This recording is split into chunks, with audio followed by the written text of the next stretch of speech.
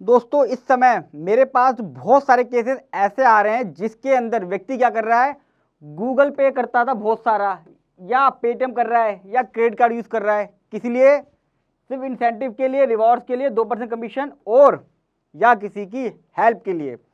हो क्या रहा है, इस समय यूपीआई का दौर चल रहा है।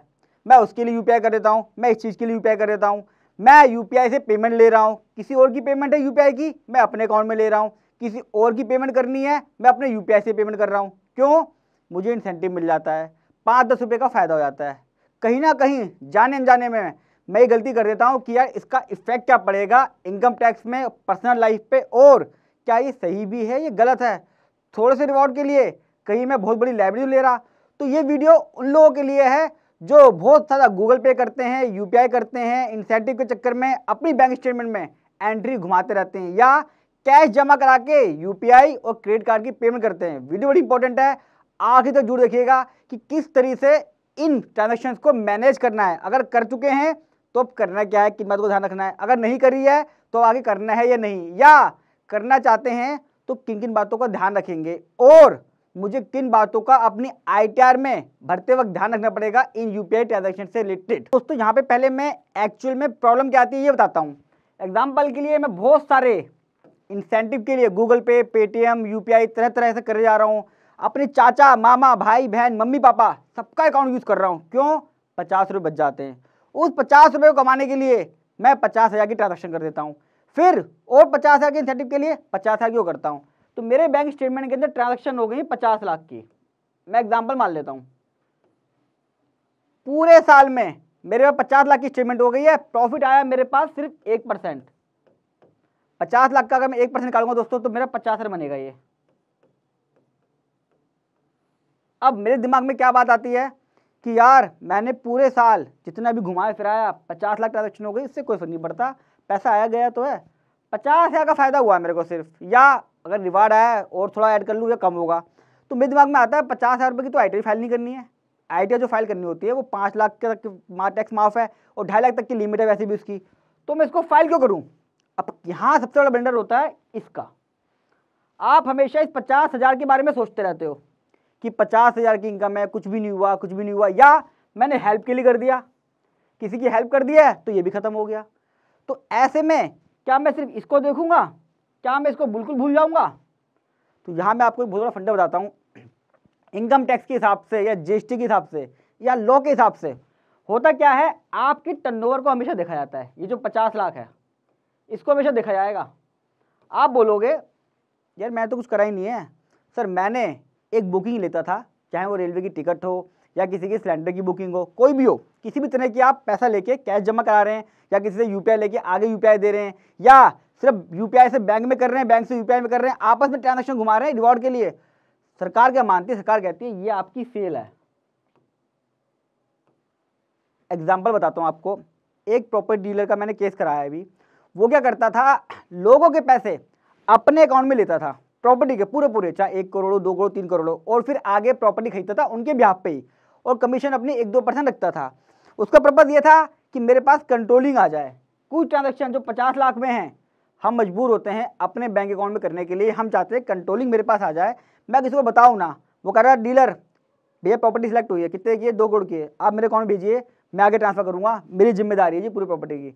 1% कमीशन मिलनी है उसको 2 करोड़ में, लेकिन होगा क्या, पूरे उसके अकाउंट में 2 करोड़ आए हैं और 2 करोड़ आगे गए हैं। तो उसकी जिम्मेदारी है 2 करोड़ का सोर्स का बताना, आपकी जिम्मेदारी है। वो उसकी टर्नओवर यानी कि सेल में काउंट होगा, भले उसने किसी के ब्याह पे लिया हो, ये बाद में कोई नहीं सुनेगा। अब यहाँ पे 50 लाख रुपए हो गए सेल। अब जीएसटी वाला क्या बोलेगा, जी आपकी जो सेल है ना 40 लाख से पार हो गई है, 40 लाख की लिमिट थी जीएसटी की, आप मेरे को जीएसटी दो। क्योंकि बैंक वाला इन ट्रांजेक्शन को सस्पिशियस मानता है, ये मान के चलता है कि इतनी सारी ट्रांजेक्शन हुई हैं, इसका एक तो बिजनेस अकाउंट होना चाहिए। आपके पास मैसेज भी आएगा कि वैल्यू हाई ट्रांजेक्शन की हो गई है, ट्रांजेक्शन एक्सीड हो गई है, आपने करंट अकाउंट खुलवाइए, आरबीआई को रिपोर्ट हो गई है, बहुत सारे केस आते हैं मेरे पास।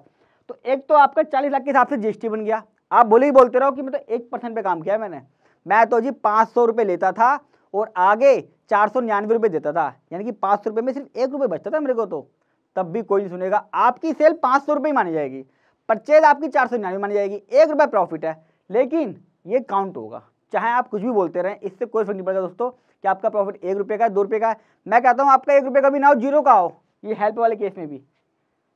लेकिन ये सिर्फ सिंपैथी मैं आपको दे सकता हूँ, आपके रिश्तेदार, मम्मी पापा आपको दे सकते हैं। इनकम टैक्स वाले और जीएसटी वाले आपको किसी तरह की कोई सिंपैथी नहीं देंगे। तो इस तरह की ट्रांजैक्शन में आपको जीएसटी का भी लफड़ा पड़ेगा। इनकम टैक्स में बोलेगा कि भैया ये आपकी टर्नओवर है, आप इसके ऊपर हमें 8% या 6% प्रॉफिट दो। अगर उससे भी कम दिखा रहे हो तो आप अपना ऑडिट कराओ और इन ट्रांजैक्शन के बारे में बताओ कहाँ से आई हैं। अब होता क्या है, ट्रांजैक्शन करे आ रहा हूँ, ना तो मुझे ये पता किससे करी मैंने, ना मुझे पता किस चीज़ के लिए करी। तो पहला सजेशन जो मेरा है, इस तरह के काम करने का बंद कर दीजिए। सबसे पहले तो ये इंसेंटिव रिवार्ड छोटा सा सिर्फ 50,000 रुपये के लिए इतनी बड़ी लायबिलिटी लेके बैठना बिल्कुल गलत है। बिल्कुल मैं तो कहता हूँ 1% भी तो करना ही चाहिए हमें। फिर भी अगर आपने करना चाह रहे हो तो आप इसको प्रॉपर एक बिजनेस में करंट अकाउंट खुलवा के करें, इसकी हर एक ट्रांजेक्शन की रिकॉर्डिंग करें, किस चीज़ के लिए पैसा आ रहा है। सिर्फ यूपीआई करना रिवॉर्ड के लिए या पॉइंट इंसेंटिव के लिए, वो तो मैं कहूँगा बिल्कुल ही बेकार है। लेकिन अगर ये आपके बिजनेस से जुड़ा हुआ है, आपके पास यूपीआई आती है और यूपीआई जाती है, जैसे मैंने प्रॉपर्टी डीलर का केस बताया कि उसने प्रॉपर्टी खरीदना तो कोई और है, बेच कोई और है, लेकिन बैंक अकाउंट अपना यूज़ कर रहा है, वो सारा पैसा पहले अपने पास मंगाता है और फिर आगे देता है।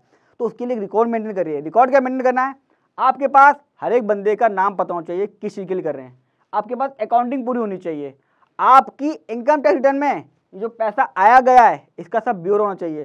भाई हो सकता है आपके पास लोन आया हो, होता आपके पास कोई एडवांस आया हो, किसी सेल के अगेंस्ट आया हो, वो सब चीज़ें प्रॉपर हल्की सी बैलेंस शीट बनाइए। नॉलेज के लिए अपनी उन फिगरों को बैलेंस शीट में दिखाइए और इसके बेस पे सेल परचेज वाली अपना नेट प्रॉफिट भी दिखाइए। या ये जो कमीशन की इनकम है 1%, आप कह दो जी मेरा 1% है, फिर भी आपको ये सेल परचेज दिखानी पड़ेगी। आपको इन लोगों से एग्रीमेंट भी करने पड़ेंगे, बाकायदा इनके केवाईसी भी रखने पड़ेंगे कि कल को कोई पूछेगा। पहली बात तो रिकॉर्ड किसके पास होता ही नहीं है, सिर्फ मोबाइल नंबर बोलो ये हो गया, अरे वाह 50 रुपये आ गए। आज सिगरेट का इंतजाम हो गया है, कई लोग मेरे पास जो केस आए हैं वो भी कहते हैं कि सर हमारा सिगरेट का इंतजाम हो जाता था डेली, इसी बेस पे करते थे। दारू का इंतजाम होता था हमारे लिए, तो हमें क्या चाहिए, 500 रुपये रिवॉर्ड पॉइंट आ गया सर, हमने रिडीम करा लिए दारू के अंदर, अमेजोन पे रिडीम करा लिए, मज़ा आ गया। अब पता चल जाएगा सारा नशा एक बार में उतर जाएगा जब इनकम टैक्स का नोटिस आएगा, ध्यान रखना बात का। तो इन चीज़ों को आईटीआर में दिखाइए। अब इससे होगा क्या, जो ये ट्रांजेक्शन हैं, पहली बात तो आपको लगेगी नहीं पेनल्टी बिल्कुल भी, क्योंकि आपने ट्रांजेक्शन डिक्लेयर कर दी है। दूसरा, इन चीज़ों को बंद कर दीजिए और बिजनेस कर रहे हैं तो करंट अकाउंट खोलिए, करंट अकाउंट को थ्रू करिए और जितनी भी केवाईसी है उनको मेंटेन करिए। अगर आप कैश जमा करा के इन चीज़ों की पेमेंट कर रहे हैं, लोग की सिलेंडर की बुकिंग करा रहे हैं या फिर क्रेडिट कार्ड की पेमेंट्स कर रहे हैं या रेलवे की टिकट की बुकिंग करा रहे हैं, कुछ भी करा रहे हैं जिससे रिवॉर्ड मिलता है, क्रेडिट कार्ड के थ्रू लोग कर रहे हैं कई लोग, तो उसमें भी आपको दिक्कत आएगी। लेकिन अगर रिकॉर्ड मेंटेन कर लेंगे और आप ये एक्सप्लेन कर पाएँ कि सर ये मेरा बिजनेस नहीं है, I am just a mediator और एजेंट, जिसके लिए मुझे 1% कमीशन मिलती है, मैं पैसा ले लेता हूँ और दे देता हूँ आगे, ये बताने के लिए आपके पास रिकॉर्ड पूरा प्रॉपर होना चाहिए और केवाईसी के साथ साथ आपके पास रजिस्टर मेंटेन होना चाहिए। वो चीज़ें आपकी आईटीआर से मैच होनी चाहिए।